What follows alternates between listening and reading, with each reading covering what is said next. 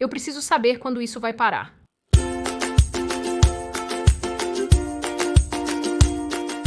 Oi, meu nome é Sidney, bem-vindo de volta ao inferno. E como de costume, antes de começarmos, o vídeo de hoje é patrocinado pela Pultivate. Agora estamos claramente vivendo na era dos remakes intermináveis.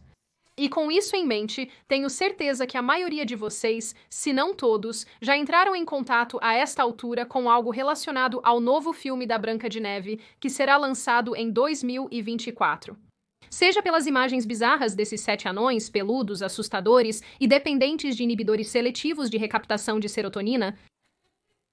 Na verdade, aparentemente esses caras são conhecidos no filme não como anões, mas como criaturas mágicas, porque o ator de Game of Thrones, Peter Dinklage, que foi literalmente escolhido para o papel por causa de sua estatura, fez um escândalo sobre anões estarem em cavernas ou algo assim. Não, isso não é uma piada. Você ainda está fazendo essa história retrógrada de 7 anões vivendo em uma caverna. O que você está fazendo, cara? Você sabe, eu fiz algo para avançar a causa do meu palanque. Os anões da Branca de Neve nem mesmo vivem em uma caverna. Eles trabalham em uma caverna, eu acho, mas eles vivem em uma casa com camas. De qualquer forma, além das imagens dos anões, estou assumindo neste ponto que a maioria de vocês provavelmente já teve contato com os agora virais clipes da protagonista do remake da Branca de Neve, Rachel Zegler, fazendo comentários não muito maravilhosos sobre o filme original. Quero dizer, você sabe, o desenho original saiu em 1937 e muito evidentemente assim, há um grande foco na história de amor dela com um cara que literalmente a persegue. Estranho. Não fizemos isso desta vez, então? Não. Príncipe ou um diferente Tipo de príncipe. Temos uma abordagem diferente para o que muitos vão supor ser uma história de amor, só porque escalamos Andrew Burnap no filme. É uma daquelas coisas que todos vão ter suposições sobre o que realmente será. Mas na verdade não é sobre a história de amor, o que é maravilhoso. E se ela encontra o amor ao longo do caminho, é um palpite de qualquer um até 2024.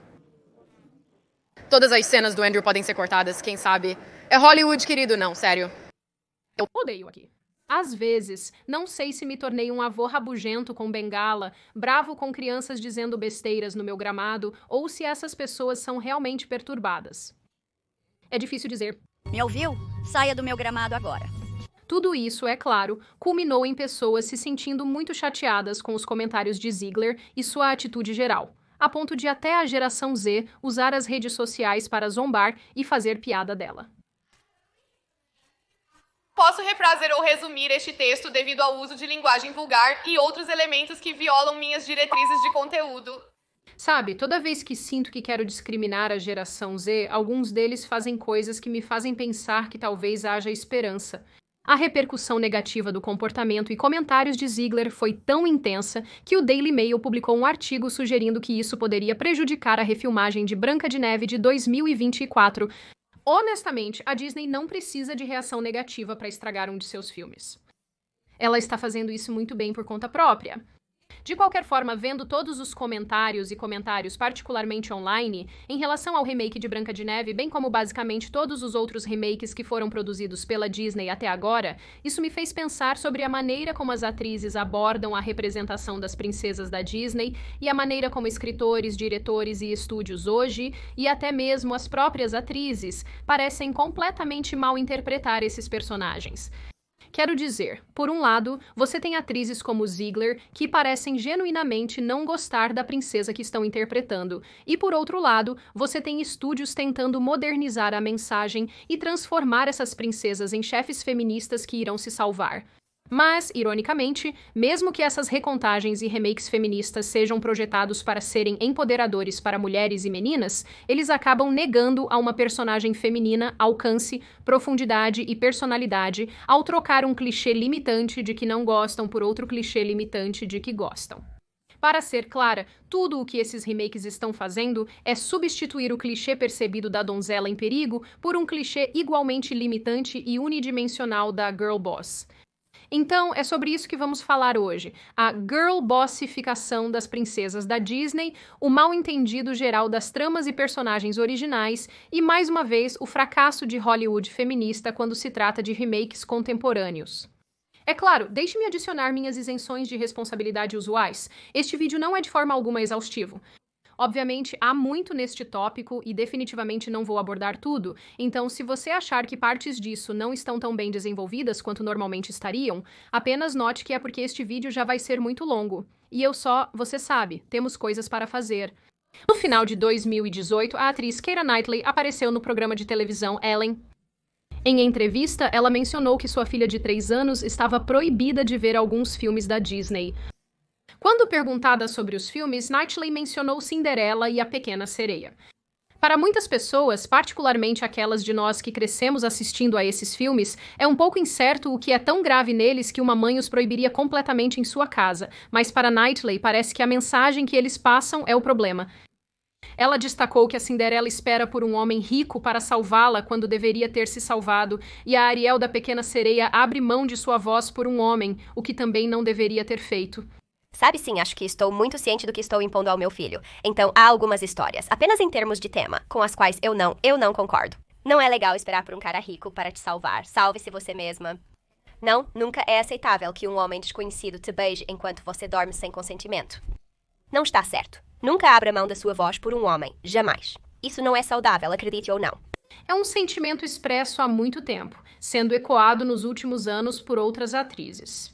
Idina Menzel, do filme de ação ao vivo da Disney, Encantada, e a cantora Demi Lovato fizeram comentários semelhantes sobre A Pequena Sereia.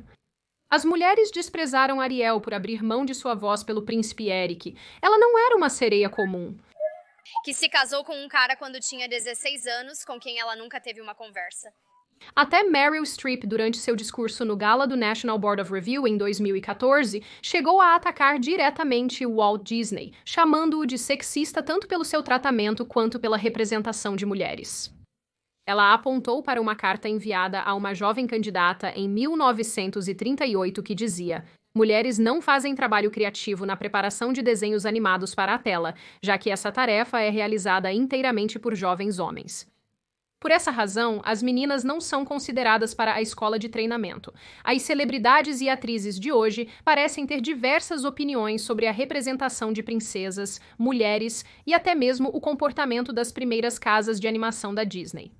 E enquanto algumas dessas críticas são justas e precisas, a maioria delas é extremamente negativa, sendo a reclamação mais comum que as primeiras princesas da Disney são recipientes vazios, sem personalidade, que são totalmente motivadas por seus interesses românticos. É horrível ser motivado pelo amor, como se as pessoas não estivessem fazendo isso durante toda a história humana registrada. Nos últimos anos, as pessoas continuaram a criticar os primeiros filmes da Disney por sua mensagem geral, a falta de agência dada às personagens femininas e uma série de outras críticas. Para a Ariel, a atitude é que ela deu sua voz por um homem. Para a Bela Adormecida, ela está dormindo o tempo todo e é beijada sem o seu consentimento. A Branca de Neve também foi beijada sem o seu consentimento. Eu não sei.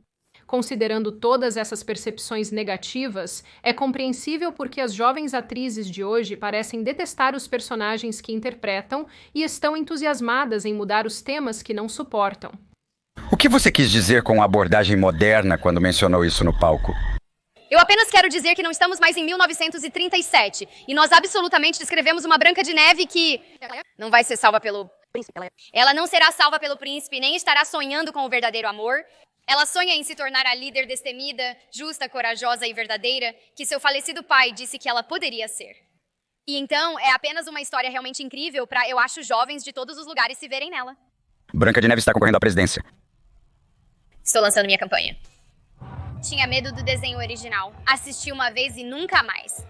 Sério, eu assisti uma vez e depois fui no brinquedo na Disney World chamado As Aventuras Assustadoras da Branca de Neve. Não parece algo que uma criança pequena gostaria. Estava aterrorizada.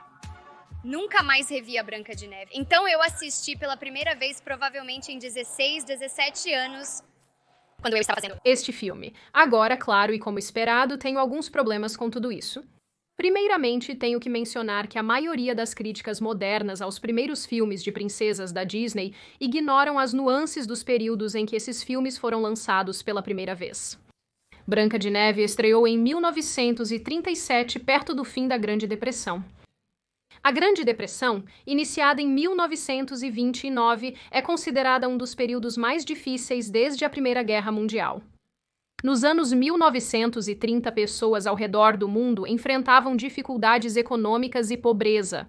Nesse período, cada vez mais mulheres ingressaram no mercado de trabalho, assumindo empregos em indústrias menos afetadas pela crise do mercado de ações, desempenhando funções geralmente consideradas trabalho feminino, como datilografia e coisas do tipo, e enlatamento. Sinto como se alguém estivesse fazendo enlatamento. Nesse contexto, os estúdios começaram a criar histórias que exploravam personagens superando obstáculos e adversidades. Os protagonistas venceram e a plateia amou. Na verdade, isso lhes proporcionava uma fuga da melancolia do dia a dia. Para Branca de Neve, alguns argumentaram que sua história não era uma tentativa de dizer às mulheres que seu lugar era em casa, mas sim um lembrete de um tempo mais simples e menos doloroso. A historiadora de arte Carmenita Higginbotham, que é apenas um ótimo nome, até argumentou que a Branca de Neve exemplificava a mulher típica dos anos 30, tanto em sua aparência quanto em seu comportamento. Ela afirmou que a Branca de Neve, apesar de não ser revolucionária, é uma personagem animada que utiliza bem suas habilidades e características. E, sinceramente, concordo com essa avaliação em geral. Se você considerar este filme no contexto da Grande Depressão, até faz sentido porque uma jovem trabalhando duro todos os dias sonharia com um homem levando-a para um lugar mais feliz, onde ela não precisa mais fazer enlatados. Você pode parar com isso, por favor? Independentemente da interpretação individual, a história da Branca de Neve se encaixava com o período e fazia sentido para os espectadores. Isso também se aplica a outras princesas amplamente criticadas, como a Cinderela. Cinderela foi lançada em 1950, após a Segunda Guerra Mundial, e embora sua história não fosse tanto de escapismo como a da Branca de Neve, estreou após mais um período turbulento em que muitos homens retornaram da guerra despedaçados e as pessoas estavam tentando encontrar uma maneira de reconstruir.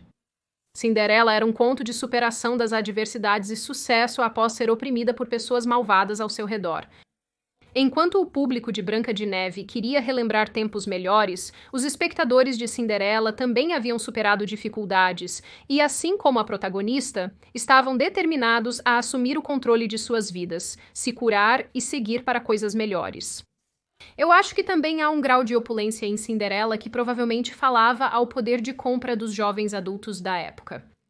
O pós-Segunda Guerra Mundial deu início à era dourada do consumismo na América, e que melhor maneira de falar sobre isso do que uma bela princesa em um lindo vestido? Sem mencionar que o vestido da Cinderela foi até baseado na moda contemporânea da época, e temos que supor que isso inspirou as futuras mulheres a emular sua aparência e vestido. Em minha pesquisa, notei que as pessoas foram bastante duras com o filme A Bela Adormecida, de 1959, que fracassou com o público por aparentemente não se encaixar com o período. Talvez isso seja verdade, mas na minha opinião, o filme recebe uma má reputação porque todos o veem como um filme de princesa, quando não tenho tanta certeza de que é realmente isso. A Aurora não aparece muito na tela, e o filme é impulsionado pelo príncipe Philip, as Três Fadas e Malévola. Pode-se argumentar que A Bela Adormecida é sobre as Três Boas Fadas, já que elas tentam prevenir a maldição de Aurora, a criam, ajudam o príncipe e têm papel fundamental na derrota de Malévola. Não acredito que era isso que a Disney de 1959 buscava, mas foi o que conseguiram, e sinceramente acho bem legal. Uma história que destaca 3 personagens femininas mais velhas que desempenham um papel crucial na salvação de todos. Coisa boa. Agora, com tudo isso em mente, vale lembrar que a própria Disney tentou avançar seus filmes de princesas para acompanhar as mudanças de atitudes e tempos. E ao fazer isso, nos deu A Pequena Sereia, A Bela e a Fera, Mulan e outros. As audiências e suas atitudes estavam mudando, e a Disney tentou acompanhar isso. Mas a principal diferença entre a Disney de então e a Disney de agora é que, embora estivesse fazendo mudanças em sua fórmula de contar histórias para atender às expectativas do público contemporâneo, ela não estava anunciando essas mudanças. E certamente não eram tão forçadas a ponto de distrair de uma boa narrativa. Eles nos subverteram. E eu gostei disso. Curiosamente, a capacidade da Disney de se adaptar é o que nos deu alguns dos filmes mais memoráveis e amados até hoje. Linda Woolverton, a escritora de A Bela e a Fera de 1991, disse em uma entrevista que sabia que tinha que fazer algo diferente com a história de Bela.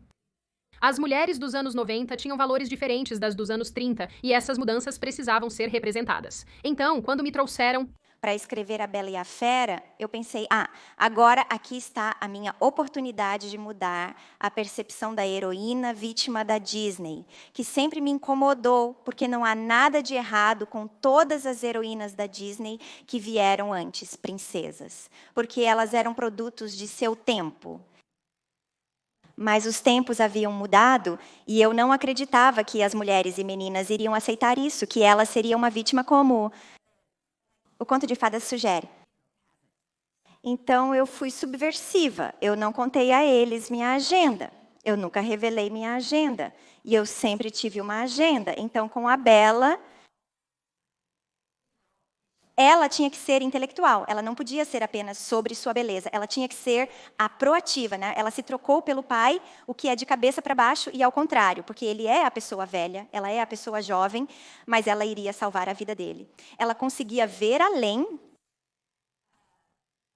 das superfícies para Liza. Ela conseguia ver que ele era algo mais do que aparentava ser. Ela conseguia ver que Gaston era algo mais do que aparentava ser. Embora Wolverton obviamente tenha muitas emoções fortes em relação às suas experiências de trabalho na Disney e escrevendo muitos filmes para a empresa, ela inseriu sua agenda em A Bela e a Fera, e o filme foi um sucesso. A diferença é que havia sutileza nessa agenda e uma ótima narrativa que continuou a impressionar o público. No que me diz respeito, o personagem da Bela é ótimo, porém, em certo momento, algo se transformou. A Disney continuou a expandir sua narrativa, mas as mudanças silenciosas e significativas feitas por alguém como Wolverton evoluíram para bombardear o público com mensagens sociais altas. Em vez de fomentar a apreciação pelos amados personagens da Disney, suas grandes histórias e personalidades, e posteriormente honrar esses aspectos através de remakes com ajustes cuidadosos para o público contemporâneo, a tendência predominante muitas vezes envolve uma ênfase recorrente em sua transformação em girl bosses. E isso me leva ao meu segundo ponto sobre a girl bossificação, e há algumas coisas aqui em jogo.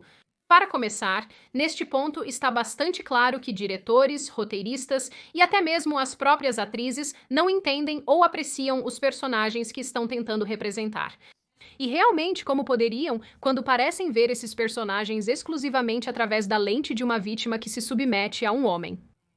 Porque só existe uma coisa pior do que homens. Ah, é? O que seria se submeter a um... No caso de Branca de Neve, e voltando novamente aos comentários de Ziegler, o fato de ela desvalorizar a importância do interesse amoroso de Snow mostra o quão pouco ela entende deste filme e das pessoas para quem ele foi feito. Então, com isso em mente, alguns remakes modernos tentam salvar essas personagens femininas desse destino de vítima e, em vez disso, as empurram para a caixa de Girl Boss. Caixa de Girl Boss.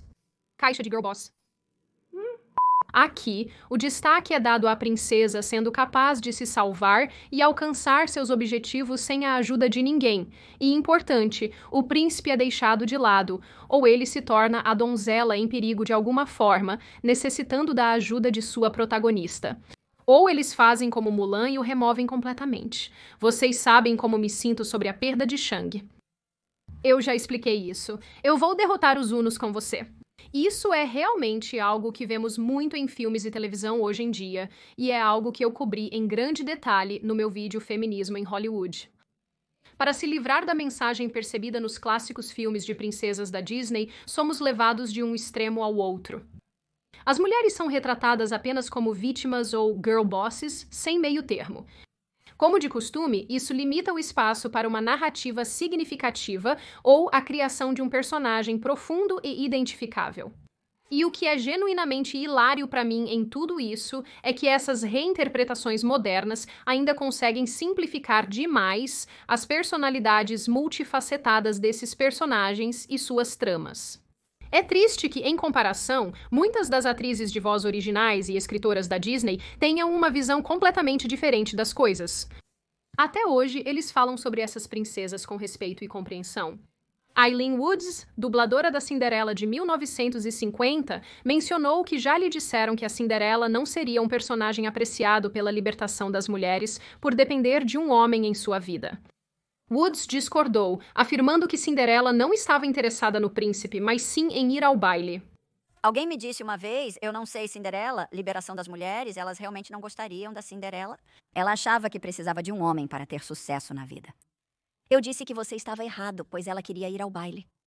Ela não queria. O príncipe a viu, mas ela não o viu. Não se casaria com ele. Ela queria muito ir ao baile e se divertir. Saiu à meia-noite, deixando o príncipe.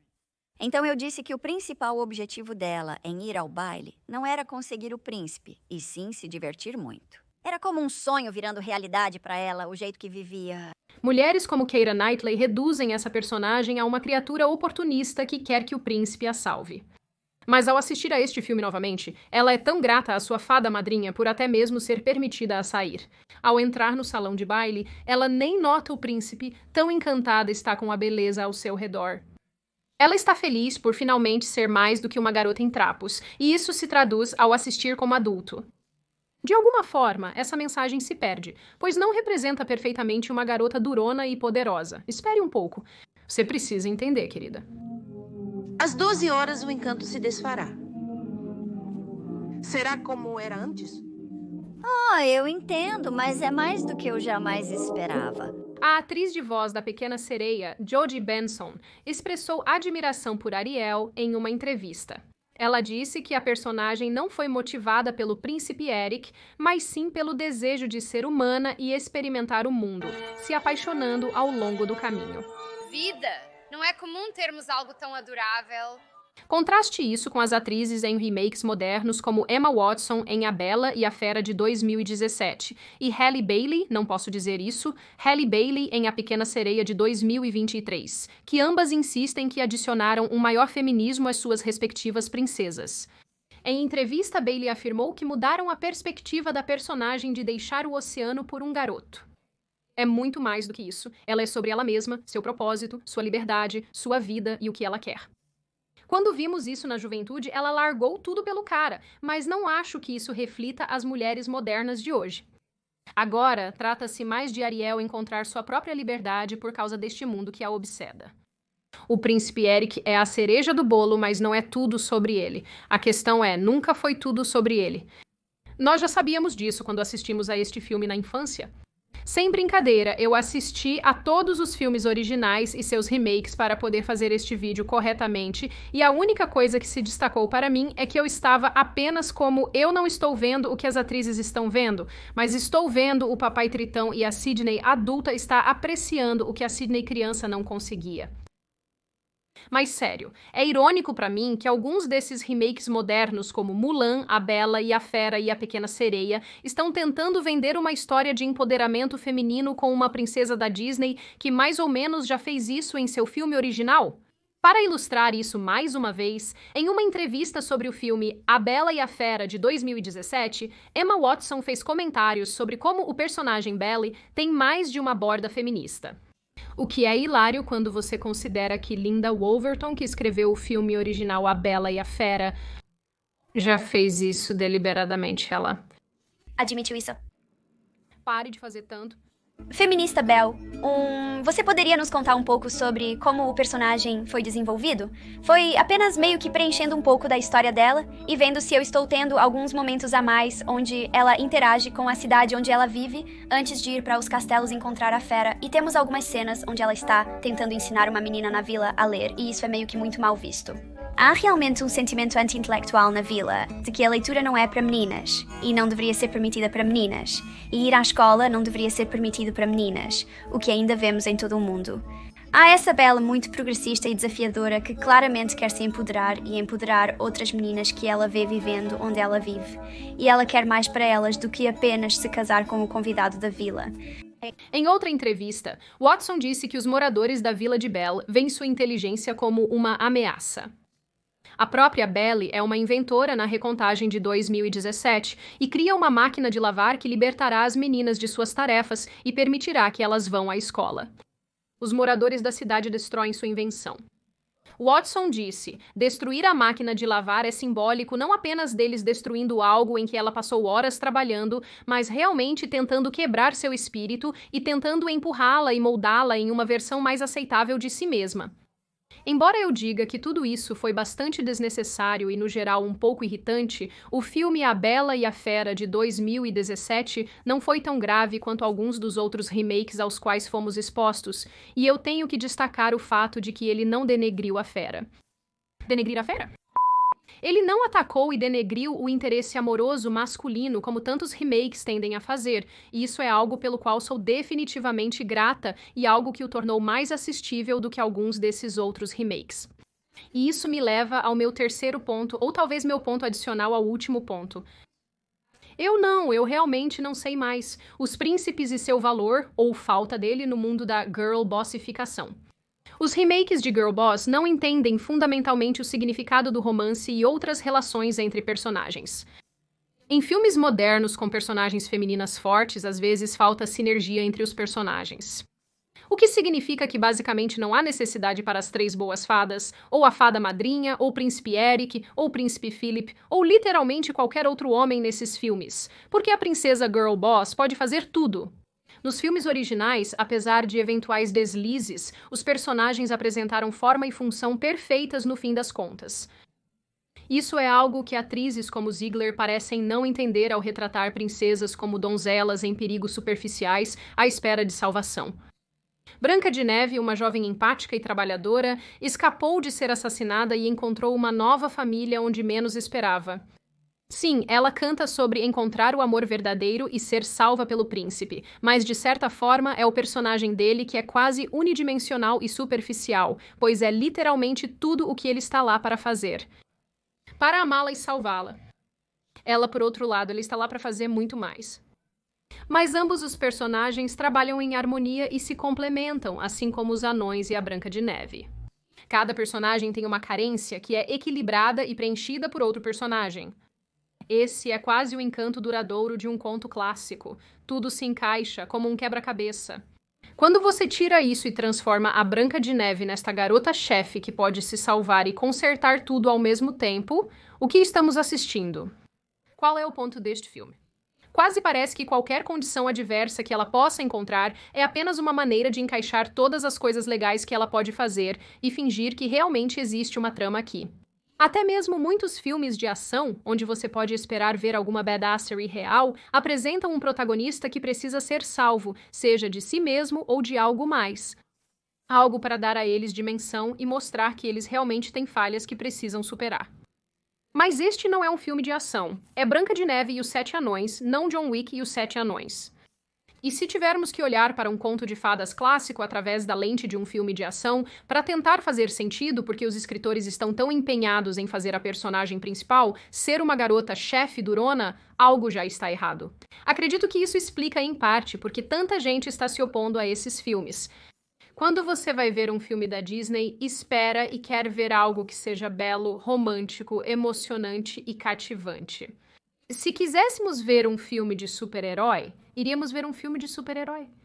Mas o fato de termos comprado um ingresso ou até mesmo baixado um filme de conto de fadas da Disney, isso já significa algo em nossas cabeças. É como ser manipulado por 2 horas após gastar $50 em pipoca. Mas, mesmo dizendo tudo isso, quaisquer críticas válidas que possam ter existido sobre o romance nos primeiros filmes da Disney, a Disney realmente ouviu e levou isso em consideração, e é por isso que esses filmes continuaram a evoluir. Os episódios ficaram mais longos, com relações entre personagens masculinos e femininos mais profundas e bem exploradas ao longo do tempo. O relacionamento de Ariel com Eric não é único e definitivo como muitos pensam.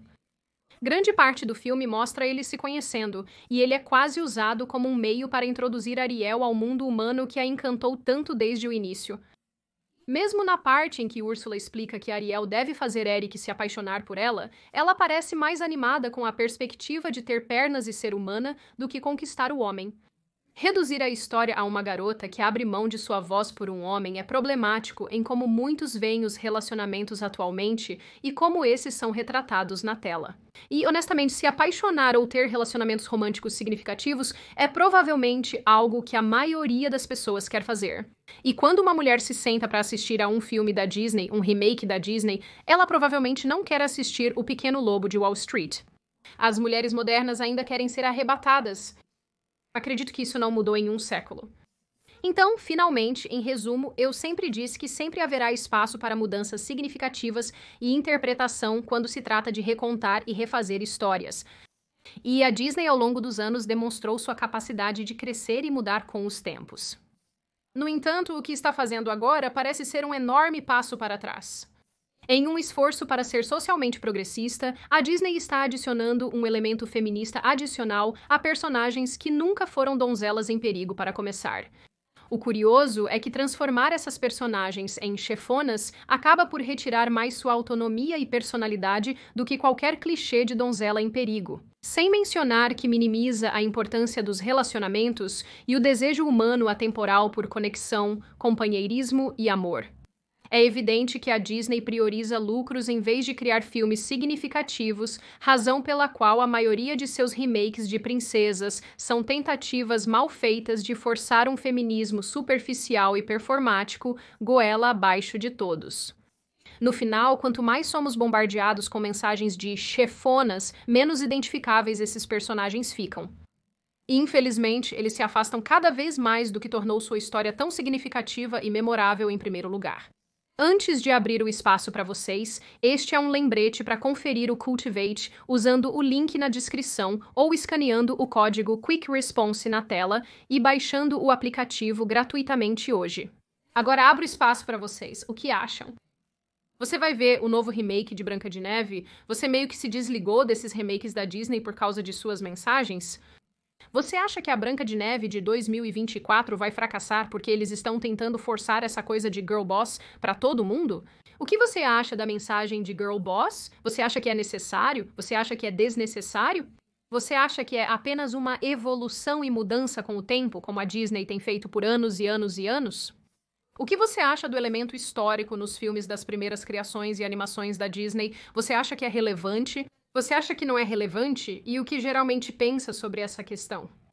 Como sempre, se você chegou até aqui no vídeo, parabéns, este foi longo. Se você ainda não está inscrito e quer se inscrever, clique no botão. Se quiser me dar um like, clique no botão e deixe um comentário, adoro lê-los. Leio a maioria e aprecio ouvir suas opiniões. Então, pessoal, nos vemos no próximo vídeo, cuidem-se.